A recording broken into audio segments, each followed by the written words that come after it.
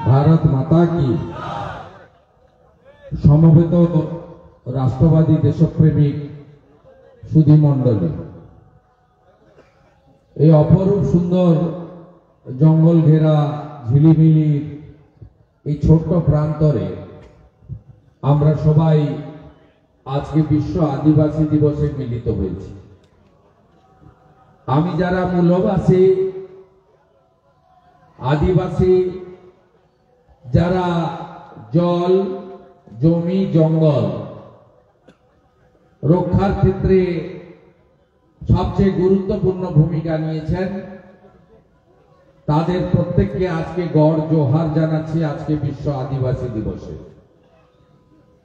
এবং আপনারা জানেন সুনীল রুদ্র মণ্ডল বলেছে যে বিশ্ব আদিবাসী দিবস ভারতীয় জনতা পার্টির আমাদের যে আদিবাসী মোর্চা আছে গোটা ভারতবর্ষ জুড়ে পালন করছে। আমাদের যেখানে যেখানে সরকার আছে আমরা পালন করছি। আমরা আমাদের দলের পক্ষ থেকে এখানে আদিবাসী সমাজের কিছু মানুষকে সম্বর্ধিত করব, তাদের সাংস্কৃতিক যে ঐতিহ্য আছে, গান বলুন, মাদল ধামসার আওয়াজ বলুন শুনব, এবং ভগবান বিরসা মুন্ডা সহ সিধু মুর্মু, কানু মুর্মু, চাঁদ মুর্মু সহ অলচিকি লিপির আবিষ্কার কর্তা, যেটি সাঁওতালি ভাষায় লেখা হয়েছিল অলচিকি লিপি 1925 সালে পণ্ডিত রঘুনাথ মুর্মু,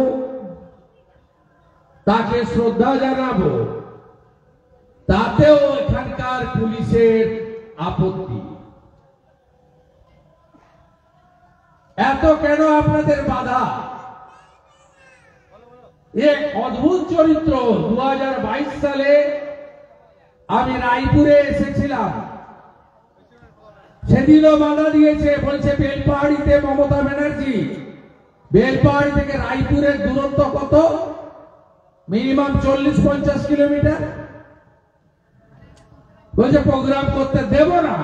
সেদিনও হাইকোর্ট থেকে গিয়ে অনুমতি নিতে হয়েছে। আজকে 24 সাল,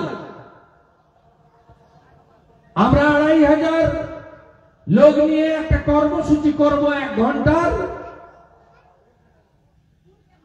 সেই কর্মসূচিরও এখানকার বাবুরা পারমিশন দেবেন না। বেতন আপনাদের কি পিসি না ভাইপো দেয়? বেতন তো পান ট্যাক্সের পয়সায়, আপনার আমার সকলের টাকায়। মহামান্য হাইকোর্টকে ধন্যবাদ জানাই। সেখানে 2500 লোক হবে বলে আমাদের এসটি মোর্চার সভাপতি আমির মুর্মু মহোদয় আবেদন করেছিল। তাতেও এখানকার পুলিশের আপত্তি, বলছে 1000-এর বেশি লোক যেন না হয়। কত নিচে না নামলে এই জিনিস হয় আপনারা নিজেরা ভাবুন। এত ভয় কেন? আপনারা আটকাতে পেরেছেন? পারেননি, ভবিষ্যতেও পারবেন না, পারবেন না আটকাতে।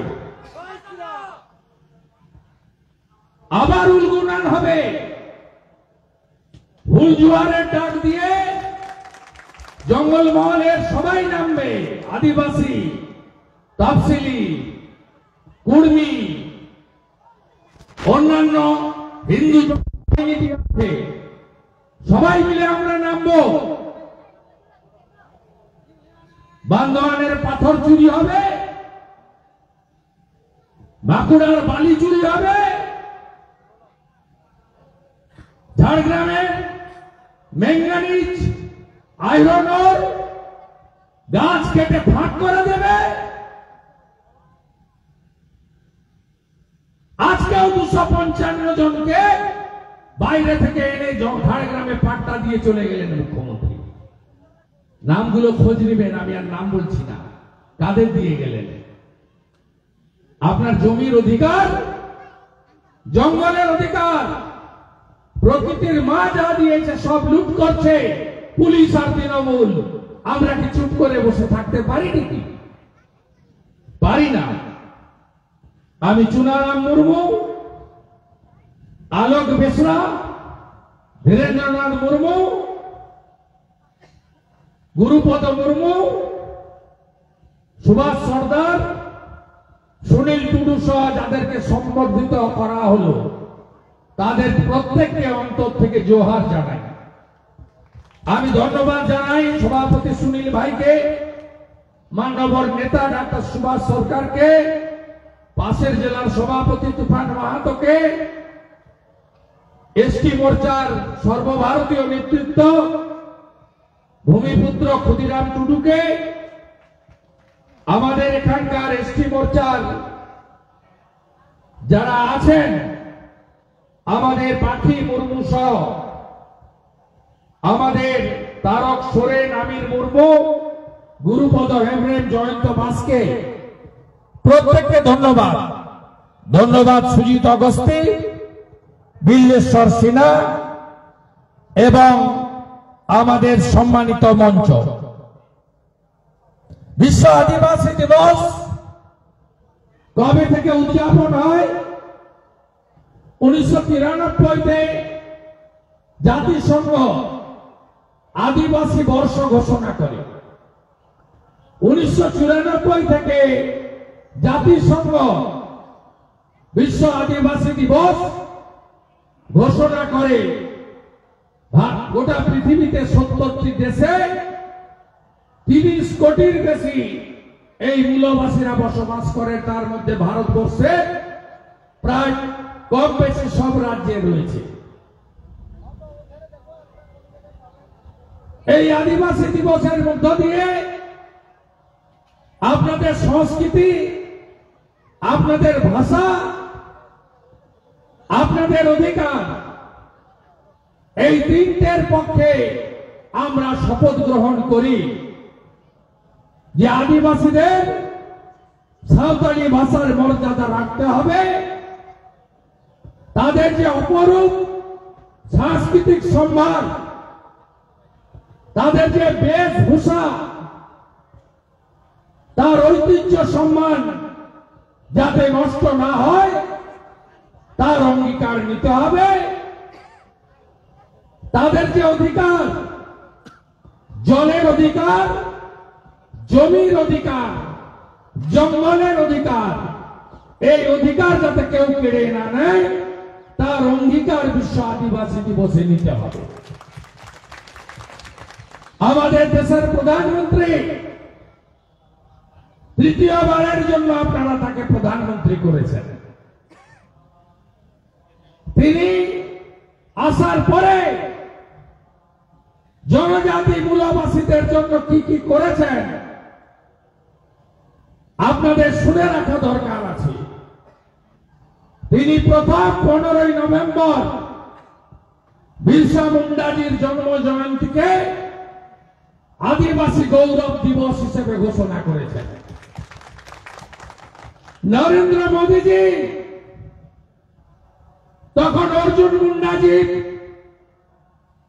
মন্ত্রী ছিলেন। তিনি গোটা ভারতবর্ষে কোল, মুন্ডা সহ 75টি অতি প্রাচীন জনজাতি, তারা ভারতবর্ষে 37,000 গ্রামে আছে। এই 37,000 গ্রামকে আমাদের প্রধানমন্ত্রী মডেল ভিলেজ হিসেবে নিয়েছেন।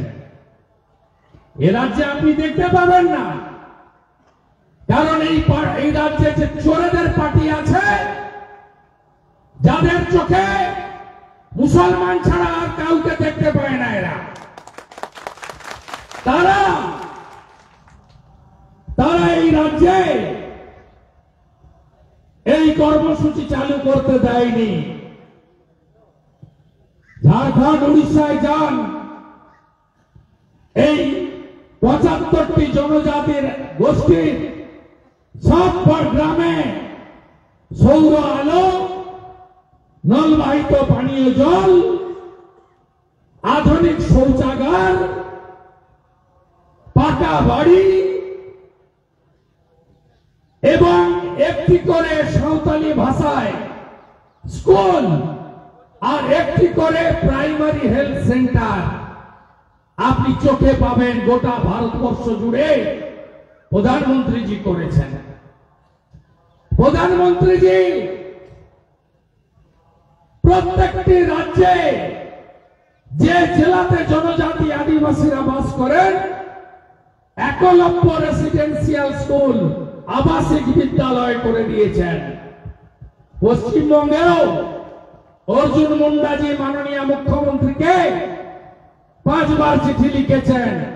9টা জেলায় ক্লাস 1 থেকে 12 আধুনিক শিক্ষা দেওয়ার জন্য সাঁওতালি ভাষা সহ বিনা খরচে আমরা আবাসিক একলব্য বিদ্যালয় করতে চাই, আপনি জমি দিন।